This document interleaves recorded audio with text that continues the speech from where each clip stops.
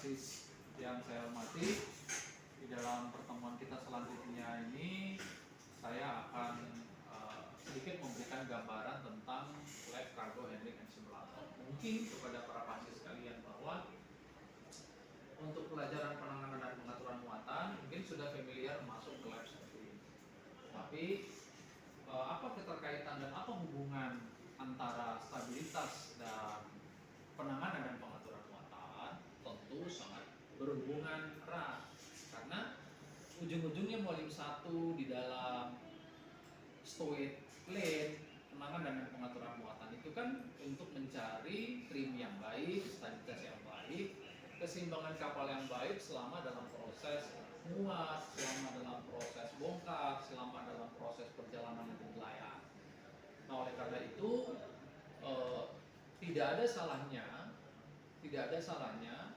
para Pasis yang ada mata pelajaran konstruksi dan stabilitas juga masuk ke lab sini. Walaupun mungkin bagi pelajaran penanganan dan pengaturan muatan sudah sering masuk ke sini.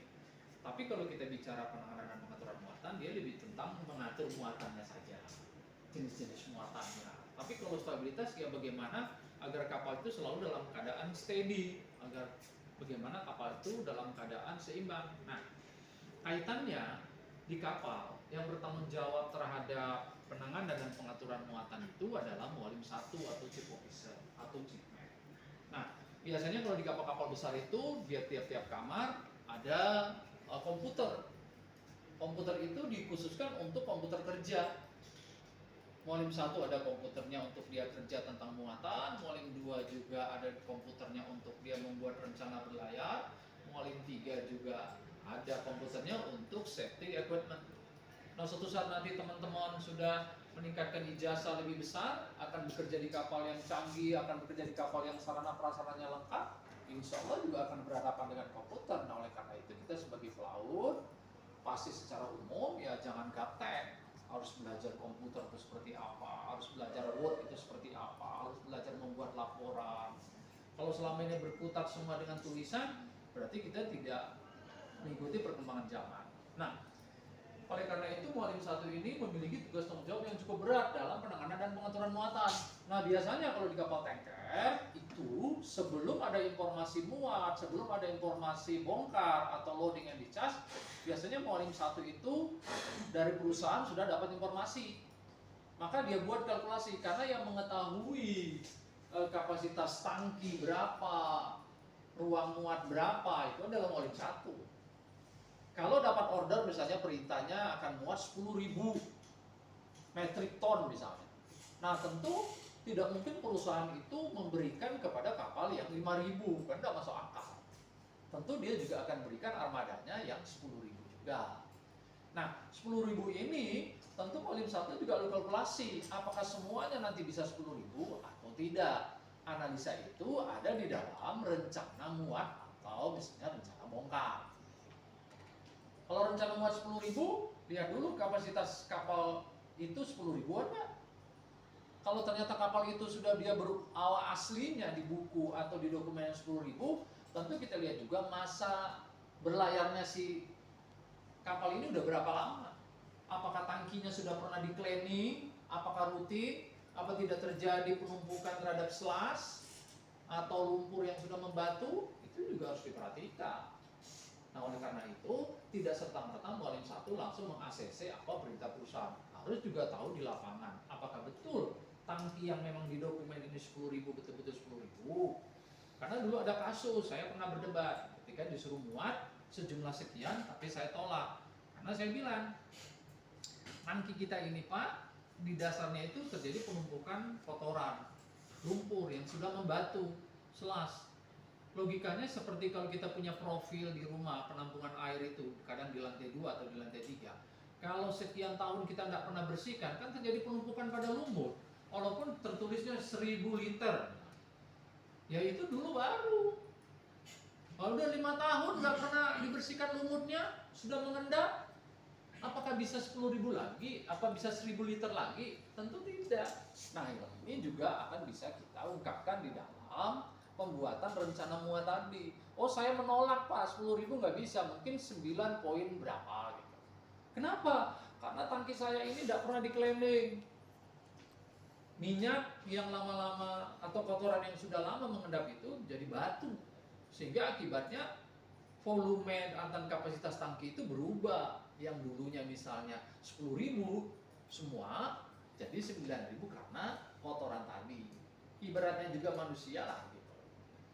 Kalau kita dianjurkan 2 kali sehari mandi, ya itu juga mungkin bagus buat kotoran. Tapi kalau kita misalnya mandinya sebulan sekali, ya otomatis juga kotoran yang menempel pada diri kita juga akan banyak. Bisa jadi mungkin berat badan kita bertambah karena kotoran tadi ada. Nah begitulah juga kita harus bisa mempertahankan argumen kalau kita sebagai model 1. Nah oleh karena itu Cargo Handling and Simulator ini hanyalah desain komputer yang membuat rencana. Rencana itu belum tentu nanti disepakati di dalam safety meeting. Karena kalau di tanker itu biasanya sebelum muat, sebelum bongkar ada namanya safety meeting. Melibatkan siapa? Kalau pihak kapal melibatkan master sebagai saksi. Chief officer selaku pemilik tangki yang tahu kapasitas, bagus tidaknya. Loading master selaku pemilik muatan yang diberikan wewenang oleh perusahaan. Kemudian surveyor selaku penengah apabila terjadi selisih antara loading master dan volume 1. Marine, terminal, pemilik pelabuhan. Karena pemilik pelabuhan ini juga penting, menyangkut nanti mau pakai loading arm atau mau pakai hose. Bagaimana keamanan di pelabuhan Anda? Nah, itu ranahnya SAT lagi. Tapi sebagai marine terminal, orang pelabuhan dia juga harus ikut dalam rapat. Kenapa? Ya, karena dia muatnya di pelabuhan dia yang mana dia tahu kondisi di situ. Nah, di rapat ini Molim 1 boleh mengungkapkan minimal loading master. Chief officer, saya dapat order dari perusahaan kita muat 10.000 ini. Semuanya adalah solar. Bagaimana persiapan tangki Anda? Kalau di dokumen itu udah oke, biasanya dilakukan yang namanya cek lapangan. Cek lapangan. Cek lapangan. Nah, biasanya dicek bagaimana kesiapan tangkinya, kebersihan tangkinya, kotoran yang ada, bagaimana pompanya, bagus apa tidak. Itu dilakukan oleh master didampingi oleh chief officer. Nah, kalau sebagian peserta rapat juga tidak yakin, biasanya dipaparkan dalam bentuk audio visual seperti ini. Kayak ini, nanti di kapasitas seperti ini, begini draftnya, begini displacementnya. Kesemuanya ini untuk membuktikan peserta rapat bahwa kapal memang layak untuk muat. Nah, oleh pihak kapal juga perlu pengecekan kualitas muatan, bersih apa tidak, oke apa tidak. Kebanyakan kasus penipuan itu kalau terjadi kegiatan muat malam hari. Kalau malam hari itu biasanya kualitas minyaknya, walaupun dia bawa sampel 1 liter, setengah liter dalam bentuk botol yang sederhana itu di sampel nama. Kalau kita lihat bening, bersih. Tapi begitu kita lihat dia bilang nanti muatnya malam, itu biasanya kecurigaan kita akan kualitas daripada minyak yang akan kita muat itu biasanya 50-50. Hal ini menimbulkan tanda tanya, kenapa dia muatnya malam? Berarti dia tidak mau dilihat barangkali minyaknya karena kotor. Kenapa tidak muat siang saja? Kenapa tidak muat pagi saja?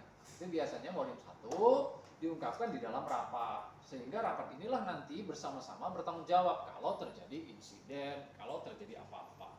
Karena kita sama-sama memutuskan, kapten di kapal itu hanya sebagai saksi. Oh iya, saya menyaksikan. Oh, saya memang ikut dalam rapat.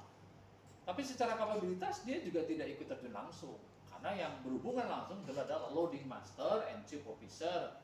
Surveyor aja tinggal menunggu. Bagaimana hasil kalkulasi kalau kita muat? Hasil muatnya berapa sondingannya? Kalau terjadi perbedaan, ya mari kita diskusikan. Karena umumnya orang-orang kerja di kapal tanker itu selalu ada kecurigaan jual minyak. Ya itu wajar lah. Mungkin pernah terjadi beberapa kali kasus sehingga wajar aja dia curiga. Makanya dulu saya waktu pernah kerja melamar di sebuah kapal tanker itu, dia tanya begini, Captain, tolong ya, ini kita muat solar, tolong jangan jual minyak. Ya, mungkin seperti dulu pertemuan kita, teman-teman. Nanti kita akan lanjutkan lagi di dalam pertemuan yang jelas gambaran tentang cargo handling ini tujuannya hanya untuk memberikan gambaran bahwa BP3P juga punya lab yang berhubungan dengan stabilitas, yang berhubungan dengan penanganan dan pengaturan muatan. Terima kasih kepada Bapak-bapak, salam sehat selalu, jaga diri baik-baik. Assalamualaikum warahmatullahi wabarakatuh.